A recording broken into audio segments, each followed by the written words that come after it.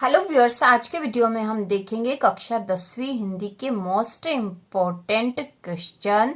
तो शुरू करते हैं। और इसके पहले भी हमने मोस्ट इम्पोर्टेंट क्वेश्चन बना रखे हैं, उसका वीडियो आप देखकर आसानी से कक्षा 10वीं की वार्षिक परीक्षा की तैयारी कर सकते हो। तो शुरू करते हैं। प्रश्न है, अनुयुक्ति अलंकार की परिभाषा उदाहरण सहित लिखिए। अनुयुक्ति अलंकार की परिभाषा उदाहरण सहित लिखिए। तो इसका उत्तर है, काव्य में जहां अप्रस्तुत के माध्यम से प्रस्तुत का कथन हो वहां अनुयुक्ति अलंकार होता है। काव्य में जहां अप्रस्तुत के माध्यम से प्रस्तुत का कथन हो वहां अनुयुक्ति अलंकार होता है। इसका उदाहरण है, माली आवत देख कर कलियन करी पुकारी, फूले फूले चुन लिए काल ही हमारी बारी। माली आवत देख कर कलियन करी पुकारी, फूले फूले चुन लिए काल ही हमारी बारी। तो जब भी अलंकार आता है तो उदाहरण सहित ही लिखने के लिए आता है, तो ही आपको पूरे अंक प्राप्त होंगे यदि आप उदाहरण सहित लिखोगे तो। इसके बाद अगला प्रश्न है, रेखाचित्र और संस्मरण में कोई दो अंतर लिखिए। रेखाचित्र और संस्मरण में दो अंतर। तो इसका उत्तर है, रेखाचित्र संस्मरण। रेखाचित्र में हम लिखेंगे रेखाचित्र चित्रण प्रधान होता है। ठीक है, रेखाचित्र चित्रण प्रधान होता है। संस्मरण में हम लिखेंगे संस्मरण विवरण प्रधान होता है। रेखाचित्र चित्रण प्रधान होता है, संस्मरण विवरण प्रधान होता है। दूसरा अंतर है, रेखाचित्र में लेखक तटस्थ रहता है, जबकि संस्मरण में हम लिखेंगे संस्मरण में लेखक तटस्थ हो या आवश्यक नहीं है।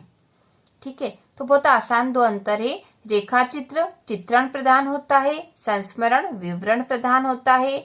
दूसरा अंतर है, रेखाचित्र में लेखक तटस्थ रहता है, संस्मरण में लेखक तटस्थ हो या आवश्यक नहीं है। इसके बाद अगला प्रश्न है, मूर्ति पर लगा सरकंडे का चश्मा क्या उम्मीद जगाता है। मूर्ति पर लगा सरकंडे का चश्मा क्या उम्मीद जगाता है।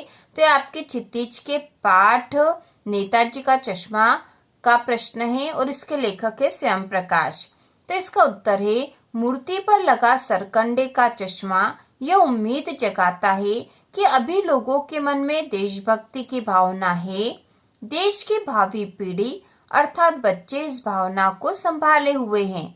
देश का भविष्य उज्जवल है। मूर्ति पर लगा सरकंडे का चश्मा यह उम्मीद जगाता है कि अभी लोगों के मन में देशभक्ति की भावना है। देश की भावी पीढ़ी अर्थात बच्चे इस भावना को संभाले हुए हैं। देश का भविष्य उज्जवल है। इसके बाद अगला प्रश्न है, बाल गोविंद भगत पाठ के आधार पर भगत के गायन की विशेषताएं लिखिए। ठीक है, भगत के गायन की विशेषताएं। तो इसका उत्तर है, पहली विशेषता है, भगत के गायन में एक निश्चित ताल और गति थी। भगत के गायन में एक निश्चित ताल और गति थी। और दूसरी है, उनके गायन में स्वरों की ताजगी थी। भगत के गायन में एक निश्चित ताल और गति थी और दूसरी विशेषता उनके गायन में स्वरों की ताजगी थी। तो यह प्रश्न है आपके क्षितिज के पाठ बाल गोविंद भगत का और इसके लेखक है रामवृक्ष बेनीपुरी। इसके बाद अगला प्रश्न है, सुशीर वाद्यों से क्या अभिप्राय है। किस वाद्य को सुशीर वाद्यों में शाह की उपाधि दी गई है। तो इसका उत्तर है, सुशीर वाद्यों से अभिप्राय है फूंक कर बजाए जाने वाले वाद्य। सुशीर वाद्यों से अभिप्राय है फूंक कर बजाए जाने वाले वाद्य। शहनाई फूंक कर बजाए जाने वाले वाद्यों में सबसे मधुर व हृदयग्राही स्वर उत्पन्न करती है, इसलिए शहनाई को सुशीर वाद्यों में शाह की उपाधि दी गई है। सुशीर वाद्यों से अभिप्राय है फूंक कर बजाए जाने वाले वाद्य।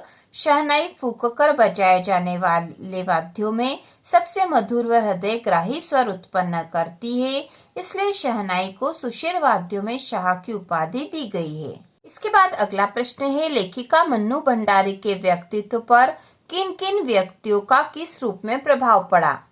लेखिका मन्नू भंडारी के व्यक्तित्व पर किन किन व्यक्तियों का किस रूप में प्रभाव पड़ा। तो इसका उत्तर है, लेखिका के व्यक्तित्व पर मुख्य रूप से दो व्यक्तियों का प्रभाव पड़ा। लेखिका के व्यक्तित्व पर मुख्य रूप से दो व्यक्तियों का प्रभाव पड़ा और वो दो व्यक्ति हैं, पहले लेखिका मन्नू भंडारी के पिता और दूसरे हैं शीला अग्रवाल का प्रभाव। ठीक है, तो पहला हम देखेंगे लेखिका मन्नू भंडारी के पिता। इसमें हम लिखेंगे लेखिका के व्यक्तित्व में हीन भावना, कुंठा, क्रोधित होना आदि गुण उनके पिता के प्रभाव से आए थे। लेखिका मन्नू भंडारी के पिता का प्रभाव इसमें है लेखिका के व्यक्तित्व में हीन भावना, कुंठा, क्रोधित होना आदि गुण उनके पिता के प्रभाव से आए थे। और दूसरा हम लिखेंगे शीला अग्रवाल का प्रभाव। तो इसमें हम लिखेंगे शीला अग्रवाल लेखिका की हिंदी की प्राध्यापिका थी। उनसे उन्होंने साहित्य में रुचि, आंदोलन में सक्रिय भागीदारी आदि गुण मिले थे। तो इस प्रकार से लेखिका के व्यक्तित्व पर दो लोगों का विशेष रूप से प्रभाव पड़ा था। एक थे लेखिका मन्नू भंडारी के पिता और दूसरी थी शीला अग्रवाल जो उनकी हिंदी की प्राध्यापिका थी। तो यह जो प्रश्न है यह एक कहानी यह भी से लिया गया और इसकी लेखिका मन्नू भंडारी। इसके बाद अगला प्रश्न है कविता का शीर्षक उत्साह क्यों रखा गया है। कविता का शीर्षक उत्साह क्यों रखा गया है, तो इसका उत्तर होगा पहला पॉइंट लिखेंगे कविता में बादलों को क्रांति का प्रतीक बताते हुए उन्हें सामान्य जन के मन में उत्साह का संचार करने के लिए कहा गया है। ठीक है, कविता का शीर्षक उत्साह इसलिए रखा गया है क्योंकि बादलों को उत्साह का संचार करने के लिए कहा गया था। तो इसमें हम लिखेंगे फिर से कविता में बादलों को क्रांति का प्रतीक बताते हुए उन्हें सामान्य जन के मन में उत्साह का संचार करने के लिए कहा गया है। और दूसरा कारण ये है कि कविता के माध्यम से नई कविता का सृजन करने वाले कवियों को उत्साहित किया गया है जिससे वे नवीन चेतना के गीत लिखे और लोगों को उत्साहित करें। कविता के माध्यम से नई कविता का सृजन करने वाले कवियों को उत्साहित किया गया है जिससे वे नवीन चेतना के गीत लिखे और लोगों को उत्साहित करें।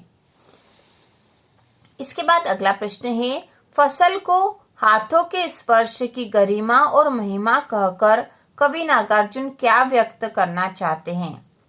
फसल को हाथों के स्पर्श की गरिमा और महिमा कहकर कवि नागार्जुन क्या व्यक्त करना चाहते हैं, तो इसका उत्तर है फसल को हाथों के स्पर्श की गरिमा और महिमा कहकर कवि नागार्जुन व्यक्त करना चाहते हैं कि फसल उपजाने में मनुष्य के परिश्रम का महत्वपूर्ण योगदान होता है।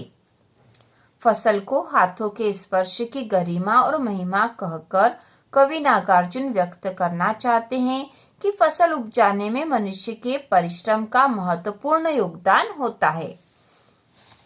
इसके बाद अगला प्रश्न है सेनानी न होते हुए भी चश्मे वाले को लोग कैप्टन क्यों कहते थे।